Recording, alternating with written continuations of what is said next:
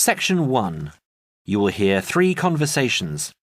The first and the third between 2 students, and the second between a student and a clerk. First, you have some time to look at questions 1 to 5.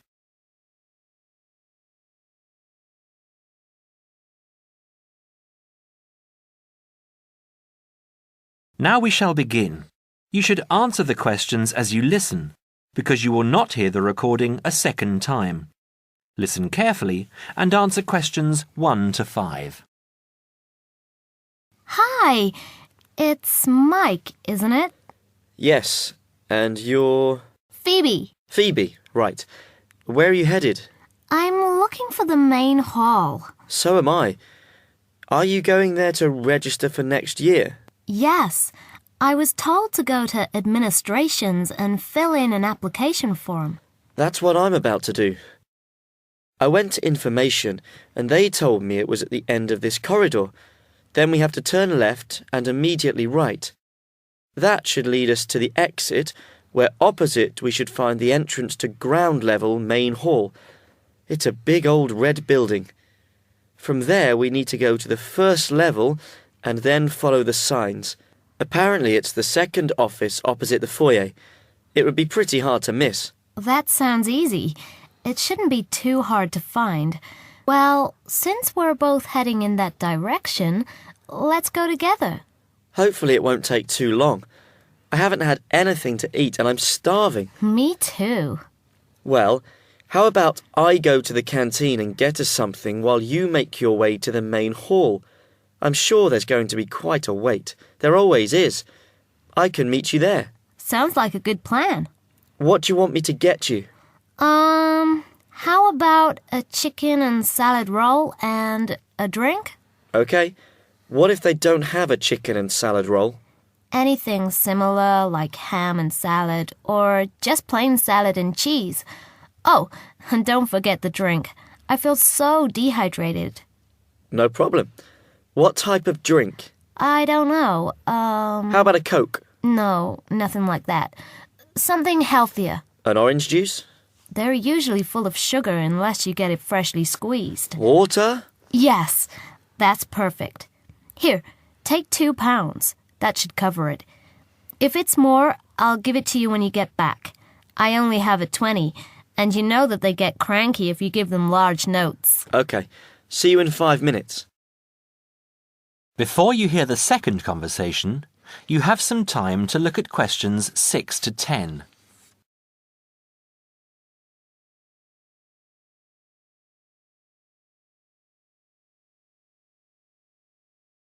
Now listen and answer questions 6 to 10.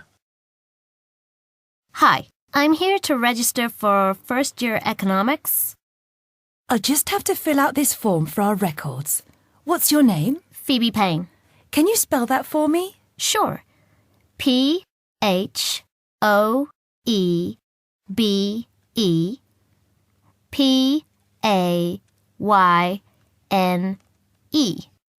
Your address?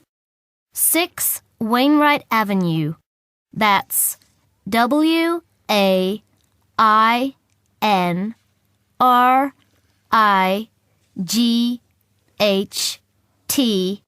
Nottingham. Nottingham. And your phone number? It's not connected yet. I've just moved in. Okay. When you get your phone connected, contact us. I'll just make a note that your phone number is to be advised. I'll do that. What course were you doing? Law? No, economics. First year. First year economics. Yes, that's right. Okay. Take this card across to the economics department and get it stamped. And then you need to come back here to pay your fees. I've made an arrangement to pay in installments. Do you have any documentation verifying that? Yes, I have a statement from administration. Okay, when you return, we'll have a look at it. Thank you very much. Before you hear the next conversation, you have some time to look at questions 11 and 12.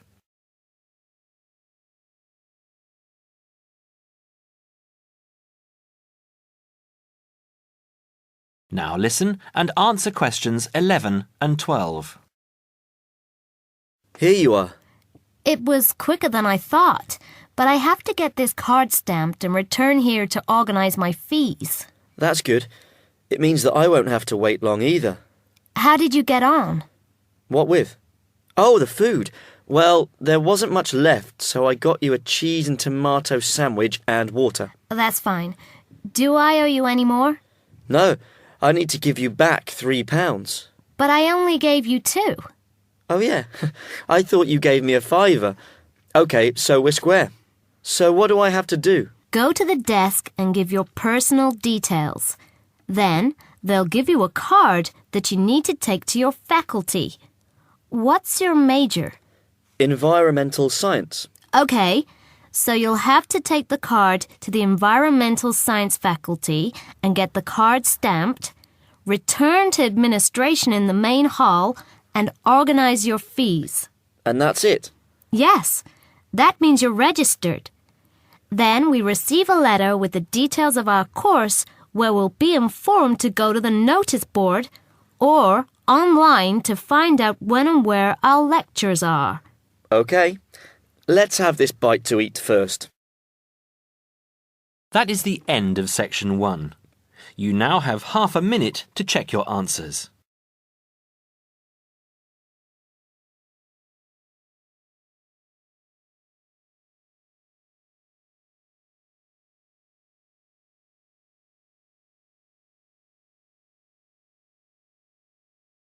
Now turn to section 2. Section 2. You will now hear a speaker talking about student loans. First, you have some time to look at questions 13 to 21.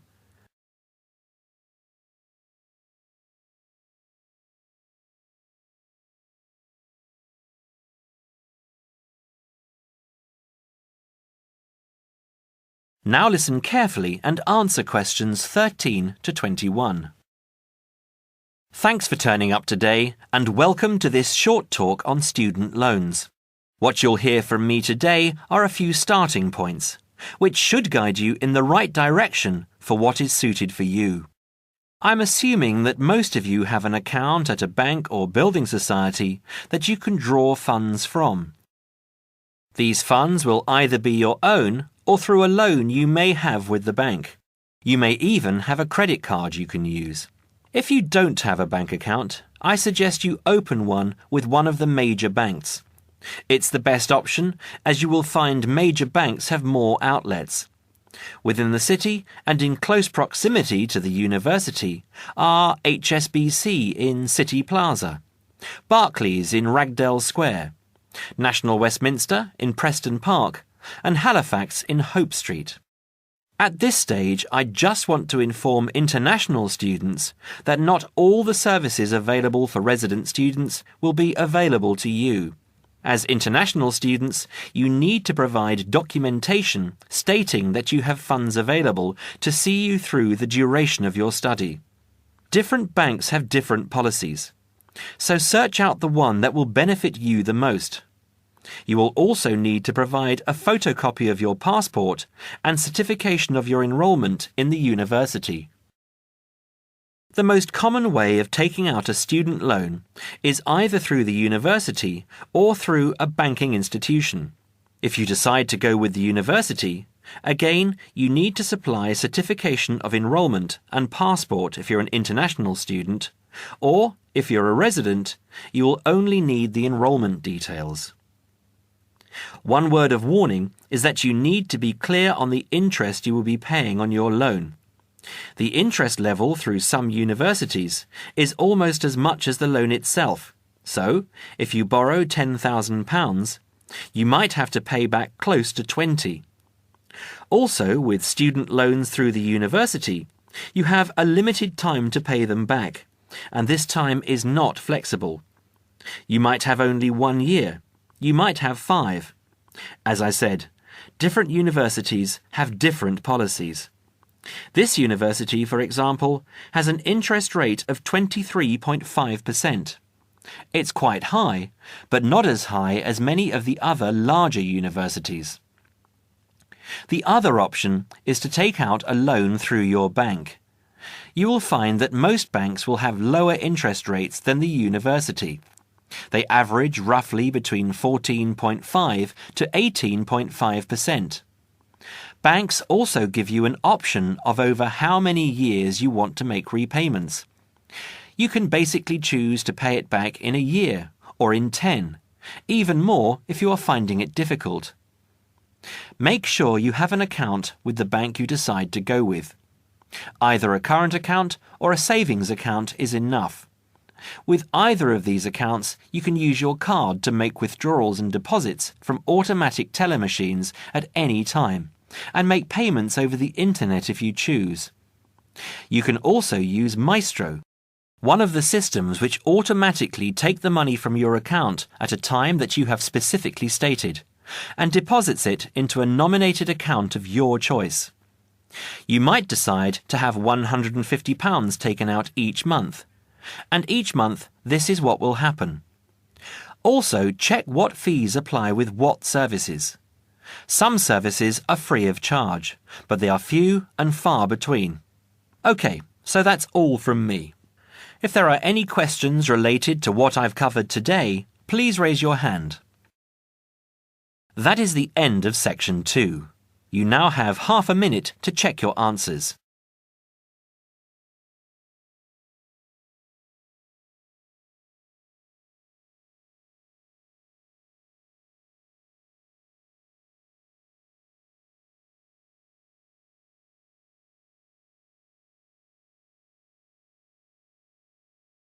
Now turn to section 3.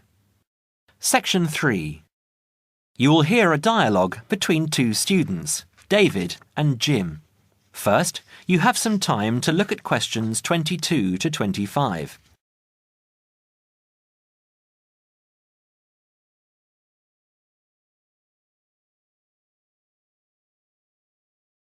Now listen carefully and answer questions 22 to 25.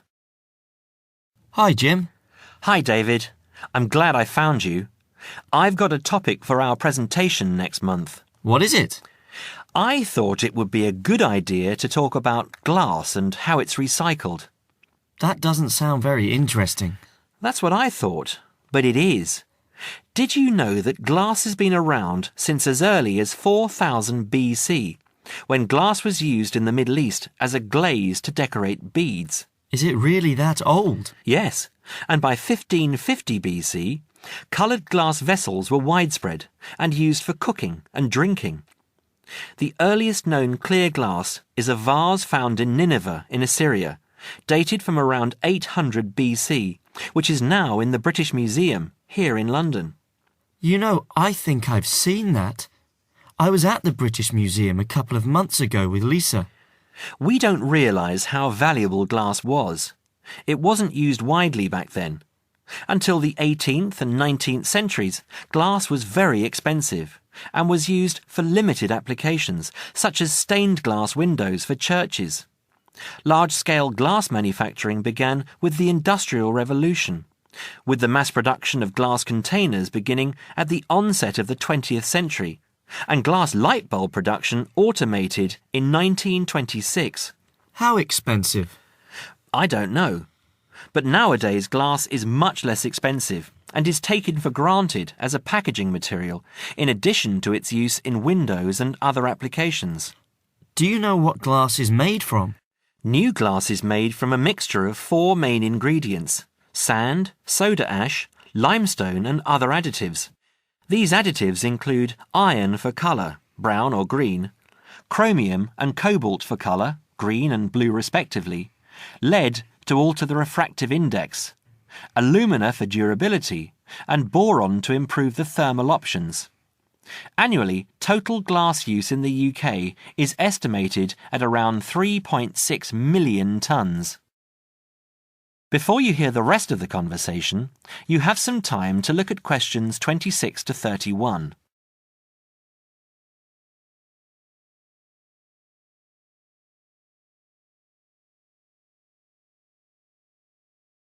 Now listen and answer questions 26 to 31.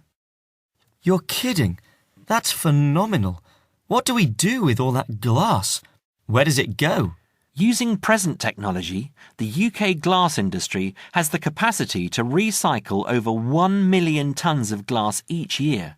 And this, coupled with the material's unique ability to be infinitely recycled without compromising its quality, creates a compelling case for the recycling of glass.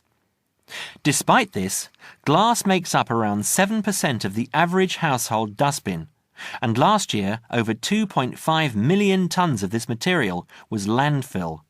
How can glass be recycled? It can be recycled indefinitely as part of a simple but hugely beneficial process, as its structure does not deteriorate when reprocessed. In the case of bottles and jars, up to 80% of the total mixture can be made from reclaimed scrap glass, called cullet. What's it called? Cullet. C-U-L-L-E-T. Cullet from a factory has a known composition and is recognised as domestic cullet. From bottle banks it is known as foreign, and its actual properties will not be known. Recycling 2 bottles saves enough energy to boil water for 5 cups of tea. You know, I wouldn't mind a cuppa now. Did you know that recycling reduces the demand for raw materials? There is no shortage of the materials used, but they do have to be quarried from our landscape, so from this point of view, there are environmental advantages to recovering and recycling glass. For every tonne of recycled glass used, 1.2 tonnes of raw materials are preserved. Recycling also reduces the amount of waste glass which needs to be used as landfill. I know. It's a social conscience we all need to have. Taking part in recycling the waste we produce makes us think about the effects we are having on our environment and enables us to contribute towards a greater level of sustainability. It's not all about economics, you know. I'm sure you're right, Jim. That is the end of section 3. You now have half a minute to check your answers.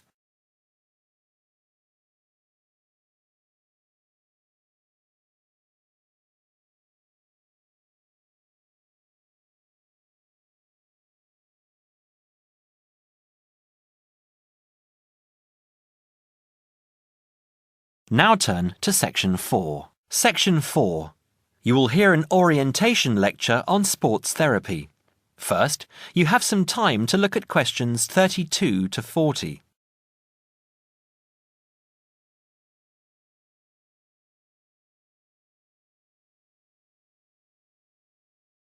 Now listen carefully and answer questions 32 to 40. Good morning and welcome to the university's Open Day and to our lecture on sports therapy. There are 2 good reasons to be here. Firstly, you will experience what a university lecture is like, so take out your notebook and pen. And secondly, you will find out about the sports therapy programme. OK, so what does a sports therapy programme involve? Everybody in today's society knows the impact sport, health and fitness makes on the population's physical and mental health. Studying at Kent will develop your understanding of the ideas and issues within the sports therapy, health and fitness industries. Sports therapy is one of the fastest growing careers within the sports sector. The programme teaches you all the specialist knowledge you need in order to work within these industries. This includes scientific aspects such as anatomy and physiology and sports psychology. You learn how to design training programs and lifestyle profiles for a range of clients and to understand the role of sports promotion and event management. The degree also covers the treatment and prevention of sporting injuries and the importance of referral programs. There will be a full description of these subjects for you available at the door when you leave this lecture. Now, just to talk a little about teaching and assessment. The programme involves taking part in and designing practical sports sessions, lectures, small group seminars and private study. On average, you have 6 lectures, 3 practical sessions and a 1-hour-long seminar per week. And you also spend additional time developing your coaching and theoretical knowledge in real-life situations. At Stage 1, The first half of the year is assessed by 100% coursework and observed assessments. A majority of the modules also have written exams within the final half of the year, with the rest practically assessed. Stage 2 and 3 assessment varies from 100% coursework to a combination of examination and coursework, usually in the ratio 50-50, 60-40 or 80-20. You're probably wondering what career paths you can take once you've completed this degree. Well, careers can vary from employment in health and fitness clubs, sports injury clinics, sports development within local authorities, or with national governing bodies of sport, working in community leisure or sports attractions, self-employed personal trainer or sports therapist. There are some requirements you need to fulfill to enter this course. International students can qualify with the following: school certificates and higher school certificates awarded by a body approved by the university, matriculation from an approved university, with a pass in English language at GCSE O-level or an equivalent level in an approved English language test, passing one of Kent's foundation programmes, provided that you meet the subject requirements for the degree course you intend to study, or an examination pass accepted as equivalent to any of the above. In order to enter directly onto a degree course, you also need to prove your proficiency in English, and we ask for one of the following: average 6.5 in IELTS test, minimum 6.0 in reading and writing, Grade B in Cambridge Certificate of Proficiency in English, Grade A in Cambridge Advanced Certificate in English, a pass overall in the JMB/NEAB test in English for overseas students, with at least B in writing, reading and speaking modules, a TOEFL score of at least 580 written test or 237 computer test. If you haven't yet reached those standards, Kent runs a foundation course for international students, which gives you a year's academic and language training before you begin on your degree. Right, that's about it. Any questions? That is the end of section 4. You now have half a minute to check your answers.